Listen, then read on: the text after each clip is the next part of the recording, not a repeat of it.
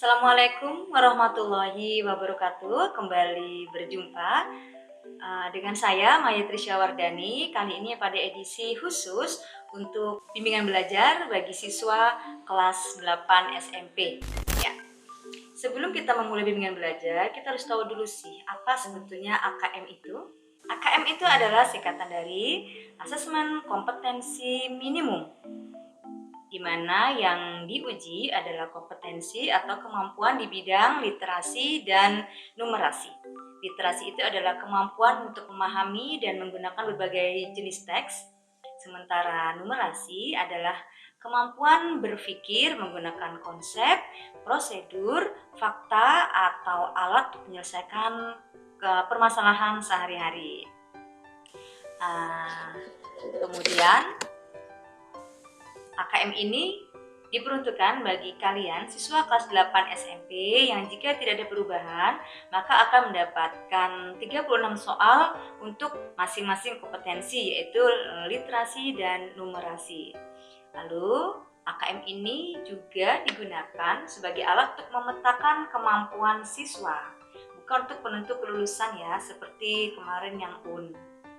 Makanya yang diberikan soal AKM ini adalah siswa kelas 8. Kali ini kita akan bersama-sama berlatih soal, yaitu soal-soal yang disusun oleh Pusat Asesmen dan Pembelajaran dari Kemdikbud. Oke, bersiap ya? Ya, soal nomor 1. Pemanis berkalori rendah yang biasa ditambahkan pada minuman ringan yang dapat dikonsumsi oleh penderita diabetes mellitus adalah A. Aspartam, B. Siklamat, C. Karamel, dan D. Karmoisin. Apa sih jawabannya? Kita bahas dulu ya. Yang D. Karmoisin. Karmoisin itu adalah zat tambahan juga pada makanan, tetapi bukan sebagai pemanis ya, melainkan sebagai pewarna karena dia akan memberikan efek warna kemerah-merahan. Berarti bukan D ya. Lalu C. Karamel. Karamel itu adalah gula yang dipanaskan pada suhu 170 derajat Celcius dan menghasilkan cairan yang kental berwarna coklat. Itu kalorinya tetap tinggi sehingga tidak pernah digunakan bagi para penderita diabetes. Lalu B adalah siklamat. Siklamat itu adalah pemanis berkalori tinggi, ya tinggi karena daya manisnya atau kekuatan manisnya itu 30-50 kali lebih kuat daripada gula biasa, sehingga tidak pernah digunakan bagi penderita diabetes mellitus atau kencing manis. Lalu A. Aspartam. Aspartam itu sudah terbukti aman bagi penderita diabetes karena berkalori rendah, serendah apa? Yaitu 0,4 kilokalori per gram, dan telah diizinkan dalam Peraturan Menteri Kesehatan RI tentang bahan tambahan pangan tidak berefek meningkatkan gula darah. Itu aspartam ya. Jadi jawabannya adalah ya A. Aspartam. Oh iya, kalian tahu kan diabetes itu apa? Ya, baik, diulas sedikit ya. Diabetes itu adalah kerusakan jaringan pankreas penghasil hormon insulin, sehingga tidak bisa menetralkan gula darah yang ada pada makhluk hidup. Karena itu pengobatannya adalah dengan mengontrol gula darah atau memberikan suntikan hormon insulin. Baik ya, lanjut ke nomor 2 ya. Nomor 2, contoh adaptasi fisiologis adalah A. Bunglon mengubah warna tubuhnya agar terhindar dari musuh. Lalu B. Saat cuaca panas, tubuh manusia akan berkeringat untuk menurunkan suhu tubuh. Dan C. Kaktus memiliki akar yang panjang untuk menyerap air sebanyak-banyaknya. Dan D.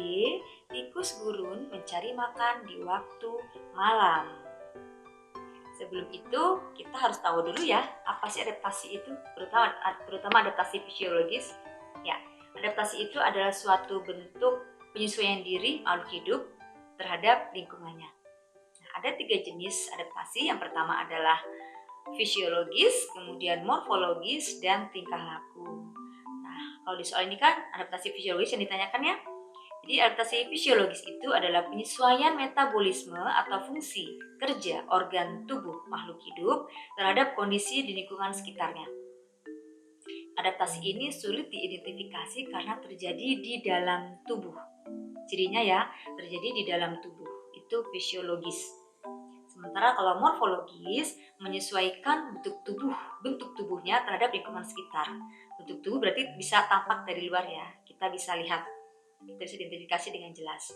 Lalu yang ketiga adalah tingkah laku, menyesuaikan tingkah laku makhluk hidup terhadap lingkungan sekitarnya.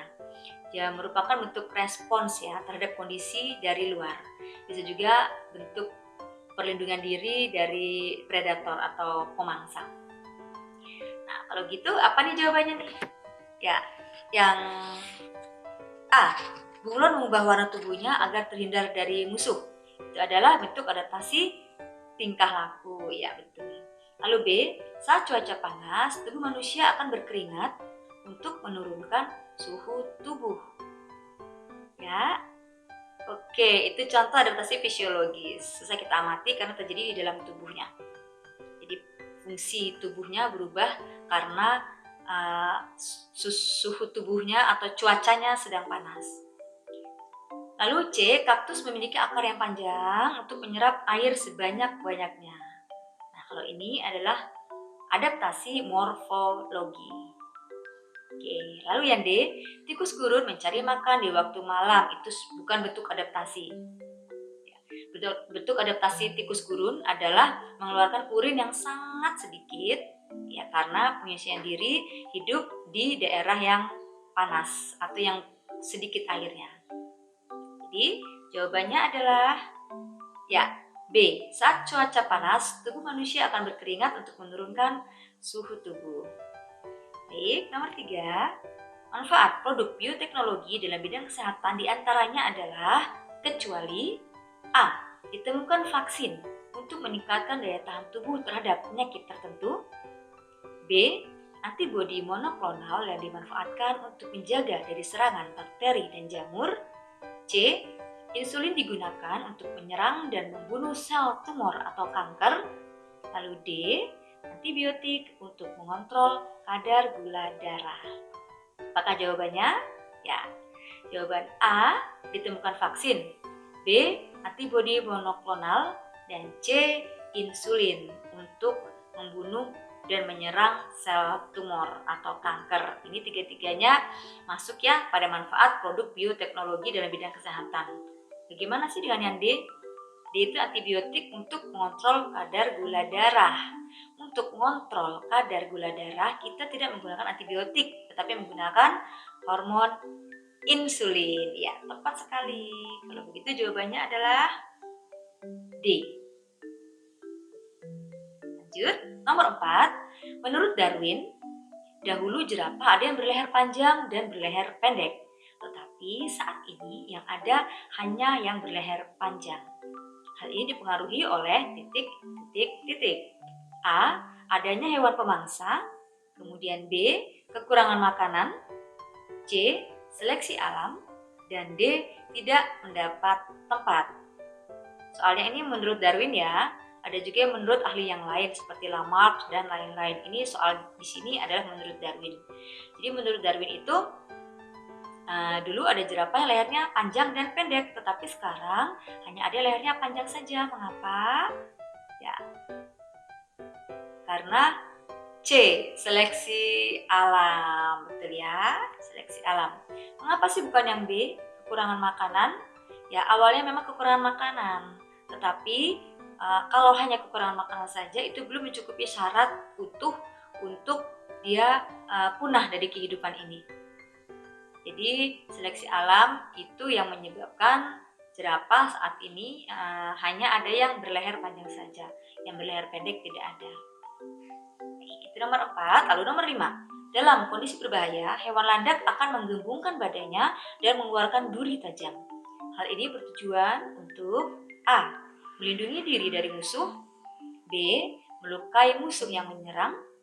C. Mengelabui diri terhadap musuhnya. Dan D. Menyamarkan diri terhadap musuhnya. Hati-hati, ini 4 pilihan jawaban ini hampir mirip semua, tetapi yang paling tepat adalah ya A. Melindungi diri dari musuh. Lalu nomor nomor 6. Pada pemeriksaan tekanan darah didapatkan hasil 120/80 mm Hg. Ini berarti tekanan darah normal ya. Ini artinya adalah A. Sistolik atau diastolik 200 mm Hg, B. Diastolik 120 mm Hg, C. Sistolik 80 mm Hg, dan D. Sistolik 120 mm Hg. Sebelumnya kita lihat dulu ya pembahasannya ya, apa sih sistolik itu dan apa sih diastolik itu?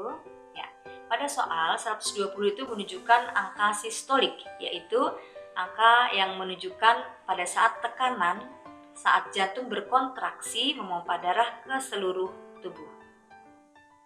120 ya. Lalu 80 itu adalah diastolik, yaitu tekanan saat otot jantung berrelaksasi sebelum kembali memompa darah. Itu jawaban yang tepat dari pilihan tersebut adalah ya D, yaitu sistolik 120 mm Hg. Berikutnya soal nomor 7, berikut adalah pernyataan yang paling tepat mengenai penyakit asma, yaitu A. Kelainan penyumbatan saluran pernafasan yang disebabkan oleh alergen seperti debu, bulu, atau rambut. Lalu B. Paru-paru tidak melepaskan oksigen secara optimal yang ditandai dengan kesukaran bernapas. Dan C. Meningkatnya kadar CO2 pada paru-paru sehingga udara luar yang bersih sulit masuk ke paru-paru. Lalu yang D. Radang pada faring karena infeksi. Nah, yang tepat untuk penyakit asma tersebut adalah ya A. Kelainan penyumbatan pada saluran pernafasan yang disebabkan oleh alergen. Alergen itu adalah zat atau bahan penyebab atau pemicu alergi ya, yaitu debu, bulu, atau rambut. Karena ada alergen tersebut, maka di bronkusnya atau di saluran pernafasan itu akan terbentuk lendir. Nah, sehingga menyebabkan kambuhnya penyakit asma. Baik, nomor berikutnya. Salah satu penerapan bidang bioteknologi dalam bidang kesehatan untuk menyembuhkan penyakit diabetes yaitu A. Antibodi monoklonal, B. Pembentukan interferon, C. Pembuatan vaksin, dan D. Pembuatan hormon insulin. Untuk diabetes ya, khusus spesial, sudah tepat ya, udah tahu jawabannya adalah ya D. Pembuatan hormon insulin. Jadi memang untuk penderita diabetes itu tidak bisa mengontrol kadar gula darah dalam tubuh lagi karena tidak ada hormon insulin atau sedikit atau kemampuan untuk membentuk hormon insulinnya itu sudah menurun. Maka perlu diberikan hormon insulin tambahan agar gula darahnya tetap terkontrol. Oke, nomor 9. Terdapat kandungan dari sebuah minuman saset yaitu gula, asam sitrat, natrium sitrat, honey powder, perisa jeruk, kuning FCF CL15985, tartrazin CL19140, vitamin, mineral, aspartam, dan asesulfam. Nah, pertanyaannya, zat pewarna buatan yang terdapat pada minuman saset tersebut adalah A. Asam sitrat, B. Perisa jeruk, C. Honey powder, dan D. Tartrazin CL19140. Jawabannya apa? Ya, asam sitrat dan B. Perisa jeruk itu adalah pemberi rasa asam atau pemberi rasa jeruk ya. Kalau perisa jeruk dan asam sitrat memberi rasa agak asam-asam seperti itu dalam sebuah minuman dan bukan pewarna buatan berarti ya. Lalu yang C, honey powder itu adalah bubuk madu yang juga untuk memberikan rasa lebih manis. Nah, kalau D, tartrazin CL19140, ya itu adalah zat pewarna buatan. Lihat ya ada CL-nya itu artinya adalah color.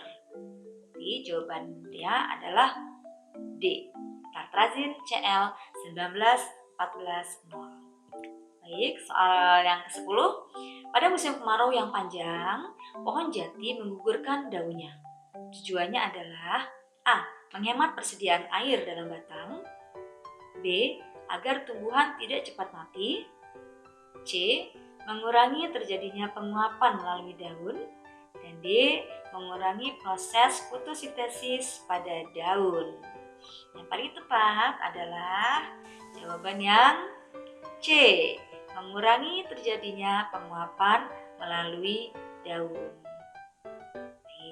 Oh, sudah selesai pembahasan kita kali ini.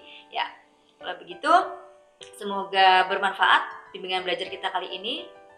Ada beberapa contoh mengenai soal AKM, IPA. Tetap semangat belajar ya. Kita akan bertemu lagi pada sesi berikutnya. Saya Maya Trisya Wardani. Assalamualaikum warahmatullahi wabarakatuh.